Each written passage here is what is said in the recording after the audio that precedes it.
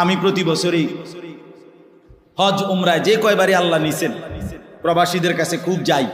আহা, আমার এই দুই চোখে আমি দেখছি প্রবাসী কি কষ্ট করে।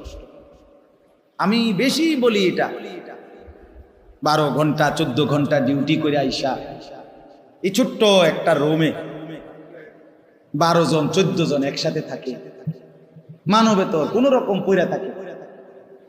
নিজের রান্নাটাই 14 ঘন্টা ডিউটি কইরা নিজের ভাত আইসা নিজেরা রান্ধে, নিজেদের কাপড় নিজেরা ধোয়, একটা ট্যাবলেট খুললে দেওয়ার কেউ নাই। এক ছেলে আমারে বলছে নরসিংদীর, আমি আজকে 11 বছর বাড়ির যাই না, বাবার সংসারের ঋণে শেষ হয় না। 11 বছর ধরে আমার এই হারাম শরীফে মক্কায় জড়ায় ধরে কাঁদছে। এক ছেলে আমারে বলছে বিবারিয়া কসবার, যে হুজুর আমি